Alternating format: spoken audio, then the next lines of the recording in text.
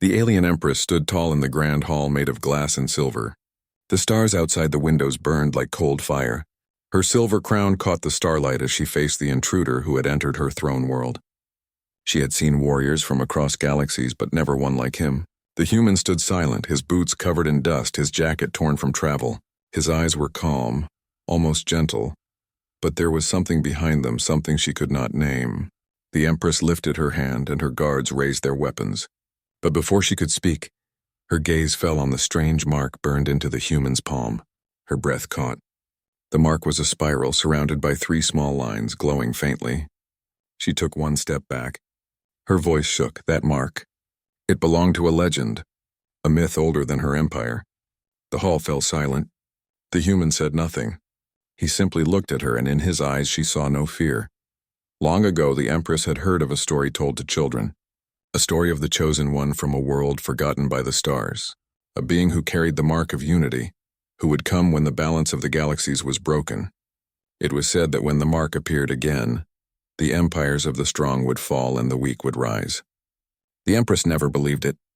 Legends were for dreamers. Yet here he was, a simple human standing in her court holding that impossible mark, her advisors whispered. They wanted to kill him at once before the omen could spread. But the Empress raised her hand. Her heart felt strange. She saw no army behind the human, no ship in orbit, no threat at all. He was only one. And still, he looked at her as if he already knew what would happen. When he spoke, his voice was quiet, but it filled the hall. He said he had come from a place called Earth. He said he had not come to fight, only to return something that belonged to her people. Then he held out a small crystal shard. The Empress felt the air change. That crystal was from the core, the source of her world's power lost centuries ago. He held it as if it meant nothing, yet it was everything. The guards stepped forward, but she waved them back. She walked closer to the human. The mark on his hand pulsed brighter when she touched the shard. Her crown dimmed as the light spread through the floor.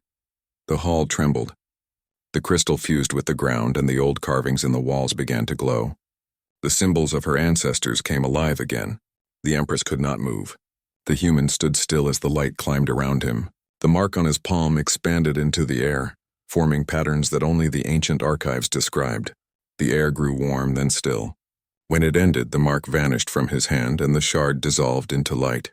He looked tired but peaceful. She felt a tear fall down her cheek. For the first time in her long rule, she felt small. Her advisors rushed to her side, shouting that it was a trick, that the human had stolen their power. But the Empress shook her head. She saw truth in his eyes. He said the core had been calling for help, that it would die without balance. He said her empire had grown too proud, that they had forgotten the old ways of unity. His words cut deep. The Empress turned to the stars beyond the window.